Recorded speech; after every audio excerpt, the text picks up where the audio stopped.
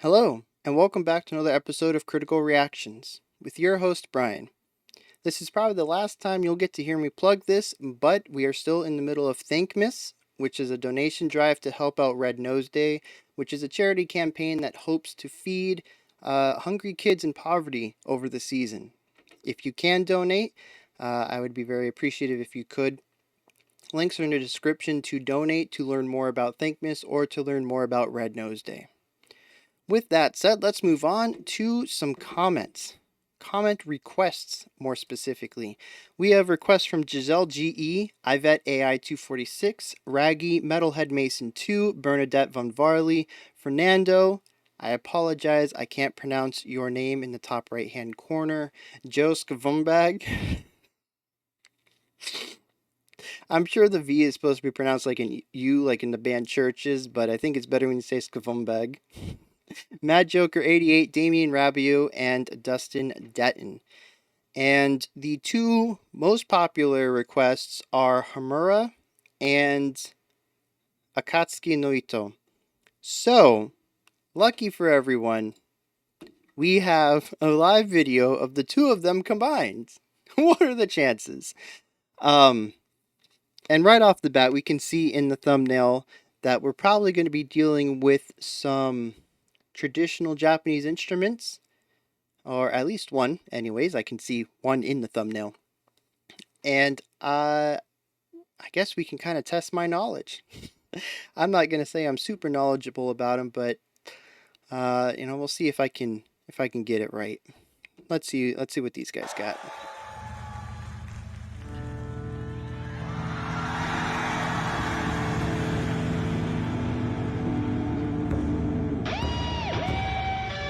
The electric guitar, I got that one.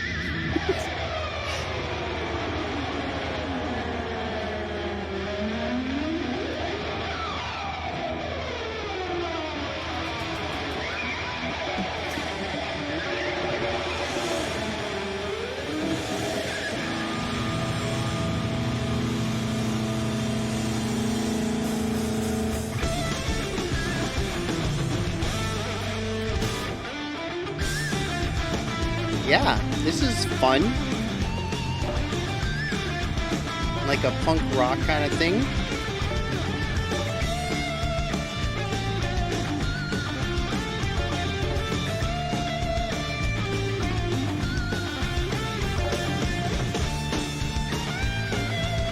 Oh, I think I saw a taiko back there. A taiko drum.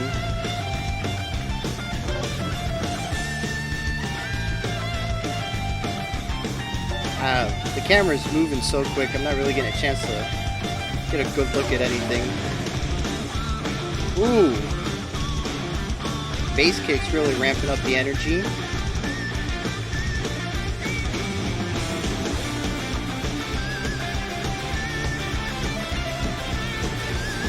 Those offbeat hi-hats.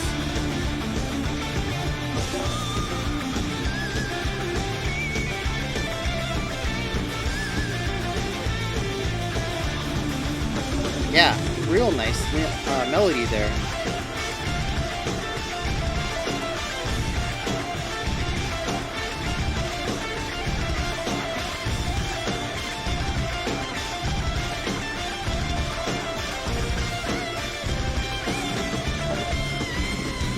I like how you can tell he's a skilled guitarist, but he's really holding it back.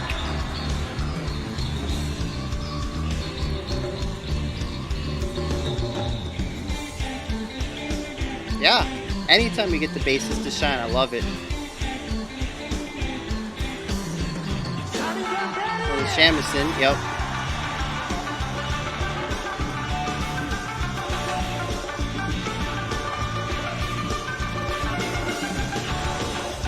Dang. The whole band is talented. This is phenomenal.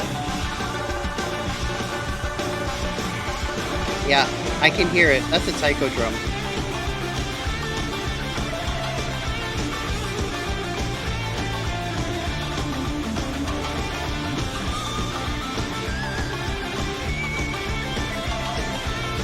This is amazing. I could jam to this all day.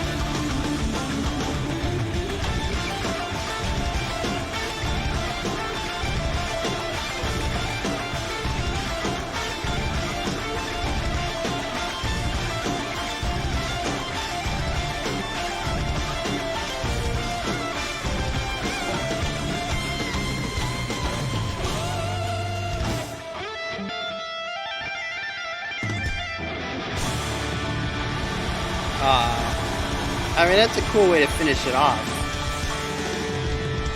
I was kind of hoping that the...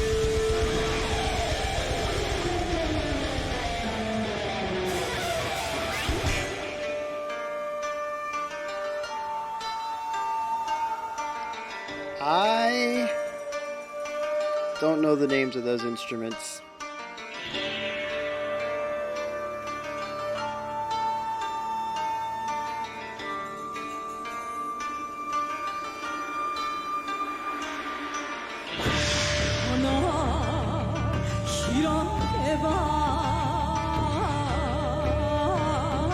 Yeah.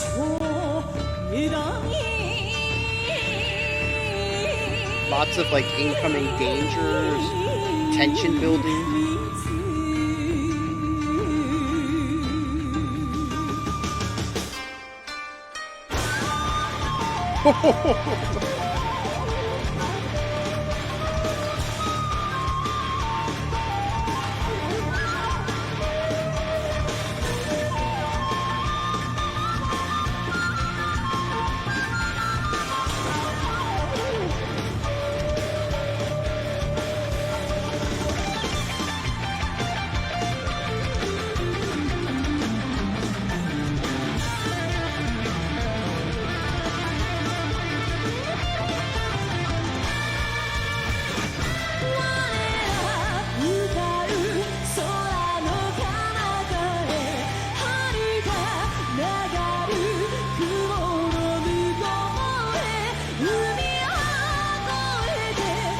Never seen somebody headbang with a flute before.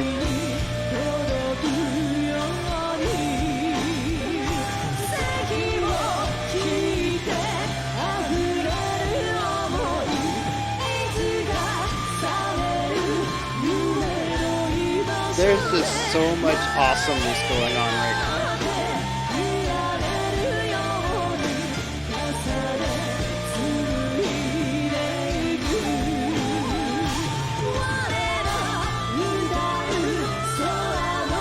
Yeah, that finger tapping part, sitting over everything.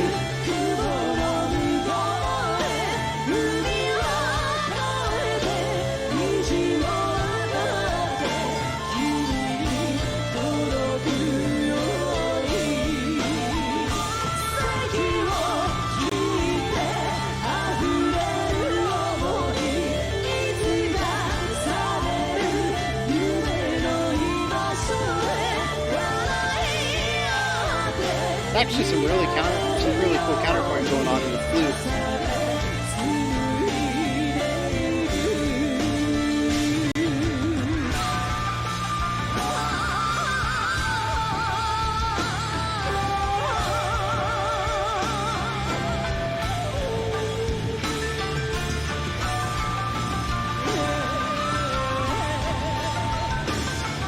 Yeah, these guys are really good at writing space for all their layers.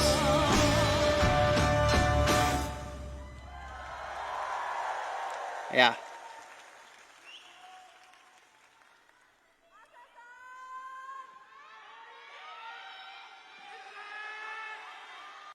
Yeah, it's like, is that it? I thought we heard 2 songs, but I wasn't sure. And I wanted more, so I would have been okay with that. That had kept going.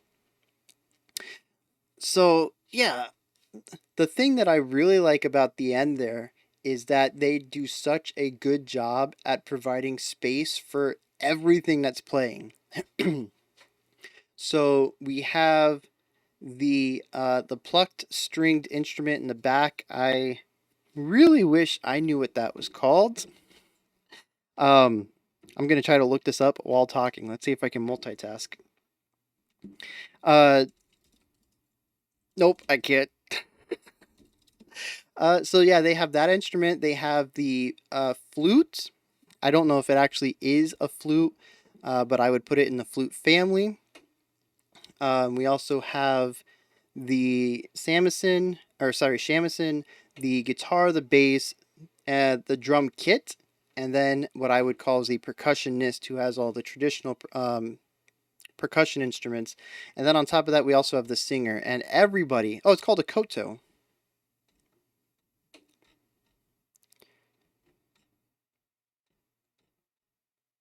Koto. That's cool. All right, so yeah, so we have the Koto, um, or maybe Koto. I don't see a pronunciation on here, unfortunately. So yeah, we have though like one, two, three, four, five, six, seven instruments. Two of them are percussive, which means that they're actually working with multiple sounds at the same time. Um, and then we have just, I mean, there's just so much going on. But the cool thing is, nobody's really stepping on each other's toes. When one instrument starts getting a run, another instrument kind of pulls back a little bit, plays more sparsely, has some more whole notes, or maybe some shorter notes with more rest in between them. They just kind of open that space up, and they just kind of trade off who is playing faster and who has the space. And I just really like that. On top of which, we also have stuff like the guitar, just kind of filling up space on the bottom, creating a nice sound floor for everything else to play over. Usually with chords, is what from what I heard, but there's also just a lot to pay attention to. So I'm not sure how often the guitarist was doing chords. I also pointed out at the end that there's this really nice finger tapping section played over everything, and it was just adding this really awesome elegance to what was going on, just kind of making it shine even more. Um, so yeah, there's just trade-offs everywhere. And it's done so well, so effortlessly, so seamlessly. You don't even really notice how often the instruments are trading off spotlight, I guess you could call it. Who's getting the runs and who's getting more of a background um, line. And like I said, it just happens. So it's so well done. That's the thing. Their layering is just beautiful. And the fact is, it's not like, because we've talked about really good layering in the past, especially with bands who have a ton of stuff going on and making sure that everybody has their own spot. Nobody's really getting their toes stepped on, nobody's outshining anybody else, and it's just mixed and composed really well for all these instruments to kind of be doing this. But usually, we are either talking about a static concept, or we're talking about a slow burn where they have plenty of time to introduce new elements so that the older elements can get down mixed a little bit, have their volume dropped a little, to make way for some of the new stuff coming in. And these guys are just moving so often. There's always something new popping up every, you know, 8, 16 bars. There's a new melodic line thrown in. Um, and it's so frantic. There's always something new happening. And yes, part of that works because the something new is replacing something old. So maybe the guitar was doing some sparser work. So when they come in doing something a little faster, the sparser work that they were doing is gone. They don't have to compete with their previous lines.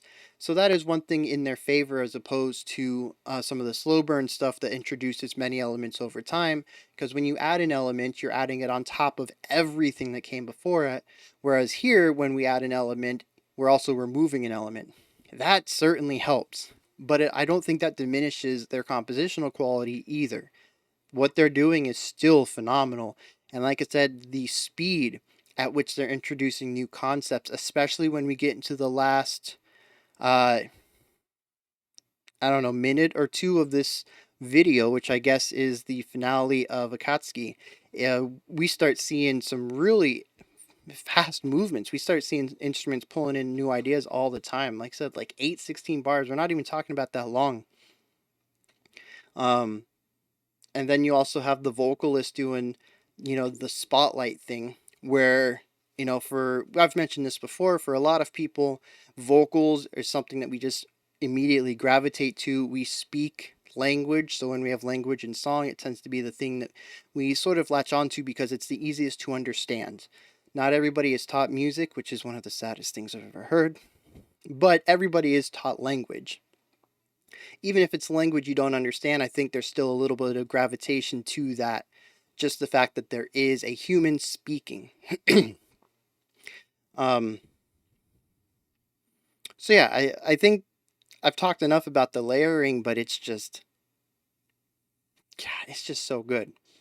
The way that I've said it. I've said it. Why am I going to say it again? I'm going to say it again. The way that they introduce all these different elements, it's so good, and the speed. All right, moving on. I love how they combine modern sound with traditional sound. It's done so effortlessly. It's not. It doesn't feel out of place. It's almost like, um, yeah, I don't know. Have we done anything? I mean, we checked out like a Luvite, and Rebirth did this very well, with the tin flutes, and that seemed pretty effortless. That just kind of melded in, never really felt out of place. But to me, more often than not, when we hear traditional instruments being introduced to modern ideas and modern timbres, to me it typically tends to stand out. And here it really doesn't. I don't know if that's a mixing thing. I don't know if it just speaks to the similarity between a lot of the instruments. A lot of this is string instruments. I mean, there is a direct line between stuff like the shamisen and the guitar. Even the koto is, a plucked stringed instrument. It's just like a guitar, just uh I don't know, is it more like a harp where all the strings have their own notes, or can you I assume that you can put your finger down and cut the vibrations in half and get a higher pitch, right?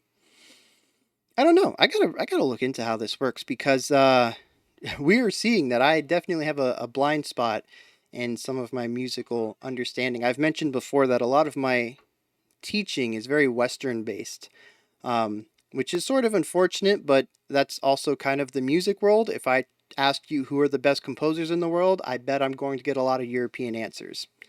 And that is definitely supported and continued to push by big music. Makes me sound like a conspiracy theorist.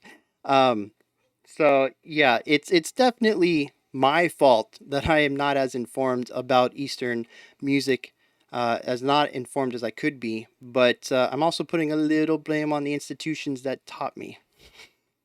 Not taking all the blame on this one. Um, oh, cool. They're made out of plastic or silk. Silk, very interesting. Um,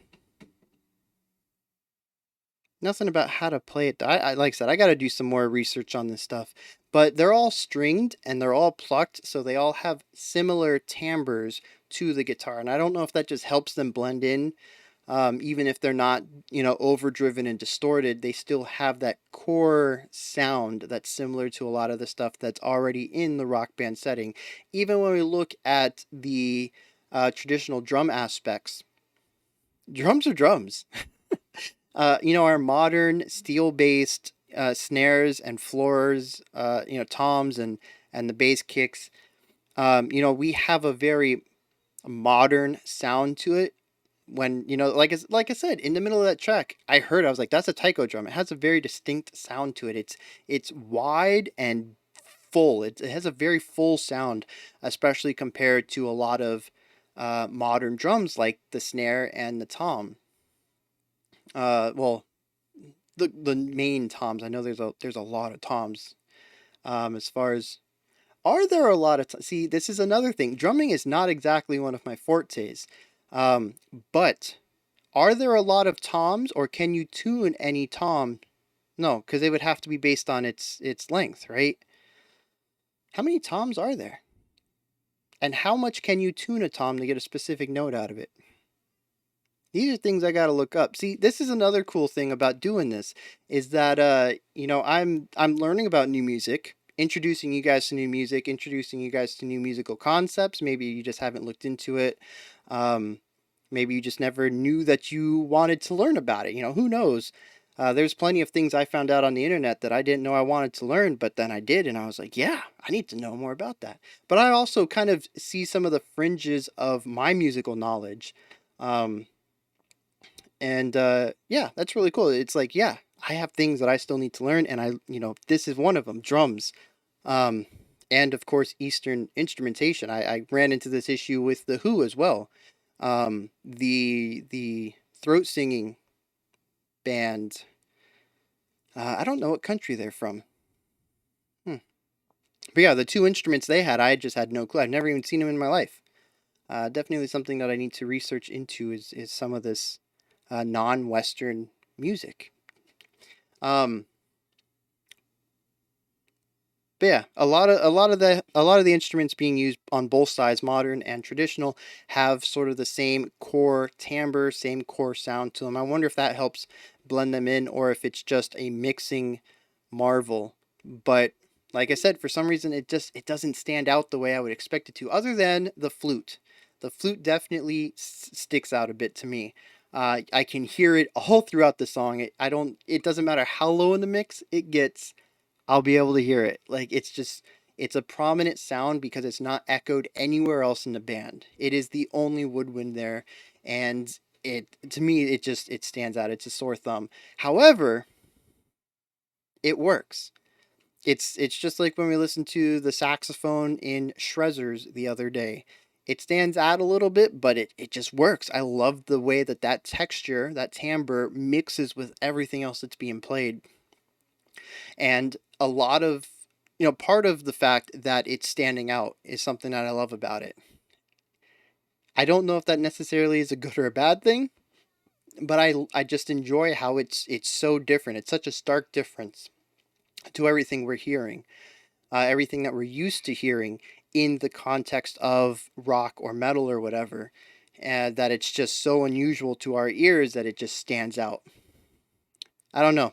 Part of me just thinks maybe I just need to listen to it more, and it'll stick out less. It'll be less unusual. But I don't know if I want that. Like I do think it's kind of cool that it's just so different that I can't ignore it. I don't know. Cool little thing. Um, but yeah. And then I mentioned at the beginning, these guys are just so talented. Every single person. The drummer killing it with the fills. The other drummer killing it with the fills. And plus they have some really like a nice mix between punk and rock as far as their patterns go. It's this nice little medium where you have some of the speed from punk, like in their bass kicks. They were doing this cool thing. I think on the upbeat of every other beat, or maybe every fourth beat, you would just get this really quick burst of like 5/16 notes in the bass kick. Really cool stuff, and it really livens up a little bit of it. And then we had the offbeat hi hat. Um, that was just yeah, just really quick, huge burst of energy as far as providing momentum for the song. Just like I said, just try to hone in on the two drummers next time you listen to it, and listen to how much variety they have in their patterns. It is just, like I said, a phenomenal mix between rock and punk, and sort of having that rock power with the punk speed, and kind of honing it into this very unique combination that utilizes both when the piece calls for it, or utilizes either one when the piece calls for it. Um, all three, the shamisen, the guitarist, the bassist, they all had chances to show off. You can hear how talented they are. I mentioned at the beginning during the opening guitar solo that I really love how you can hear how talented the guitarist is on a technical level, but how much they hold back. Like, instead of just shredding for that opening minute, there's a lot of nuance in the storytelling of that solo.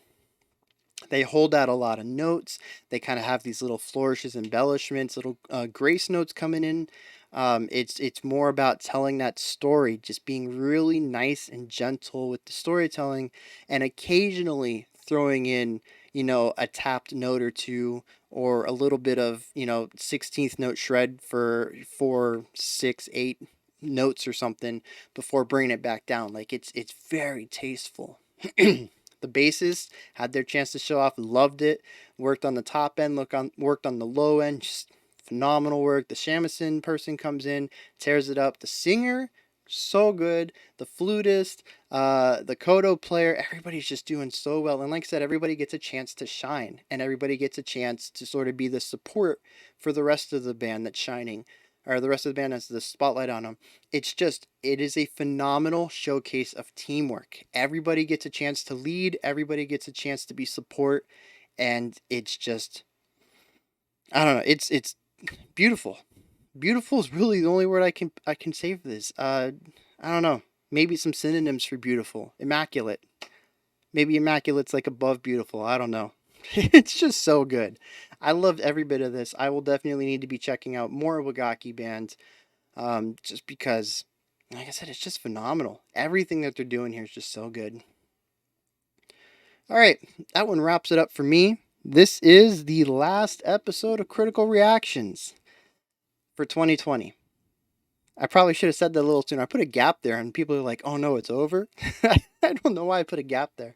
Um, yes, for 2020, I still appreciate any comments. I will be looking at comments over the next couple of weeks while I'm taking a break. It will not be as often. I think right now I check for comments once or twice a day, I suppose. Just whenever I get a bit of downtime, I definitely check it once a day, a little bit before I go to bed, just to see what people are talking about with the new video that's up. And so, like I said, I'll still be checking out comments. If you want to comment down below, I will definitely still see it. You can let me know what you thought about Wagakki Band, whether you liked them, didn't like them. If you agree with me, if there's anything I missed, if you disagree with me, let me know in the comments. If you want to give me a starting point with this band, go for it. I will probably start looking into their first album. I'm just kind of a chronological guy, even though the albums don't need to be listened to chronologically. I just like listening to the evolution, the maturity of a band over time. I don't like starting things in the middle. I don't. It's just, I don't know. It's a weird thing I got. Nothing. A band could put out their ninth album, and I'm like, all right, I enjoyed that song. Time to start from the beginning. I don't know. It's just one of those weird things about me. Um, yeah, if you could like, subscribe, ring the bell, 3 buttons help out the channel immensely, and they can help out you if you'd like to know when I put new stuff out, which could be helpful because I'm not putting some stuff out for a while. You might want to get that notification when I do drop that first video of next year. And if you're more of a I'm going to remind myself kind of person, that's going to be January 4th, I think. I don't know. It's not on my calendar because my calendar's still a December 2020 calendar. Whatever the first Monday is of January, I'm pretty sure it's the 4th, we will be coming back with more critical reactions. All right, that wraps this year up. You guys stay safe out there. You guys be awesome out there. January 1st, 2021 is a new year. That doesn't mean you need to start being different on a new year. Start being different today. All right? You don't need to wait for a new year to come around to make new life goals. Make a new life goal today. Start it tomorrow. Or start it today. Why procrastinate, right? Why have a 24-hour procrastination? Start your resolutions, your New Year resolutions today. All right? That's my 2020 advice. If you got a New Year's resolution, don't wait 2 weeks. Start it today. You can do it. All right. Keep being safe out there. Keep being awesome out there. And I will see you guys next year. I know that's like a weird way to end it. Usually I'm like, have a fantastic morning, afternoon, or evening. But no, have a fantastic morning, afternoon, or evening. And also, I know you're going to miss these rants, but there's nothing I can do about it. I mean, there is something I could do about it. I could put out videos all week, but that kind of goes against the idea of spending time with my family. Like, Dad, can you play with me? Yeah, but I'm just so work driven. I gotta go record a rant real quick. Is that okay? You're supposed to take this time off. This is the worst Christmas ever. Oh man. I don't know where I'm going with any of this. Until next time, you guys have a fantastic end to 2020, and we'll reconvene in 2021 to explore more music. Adios.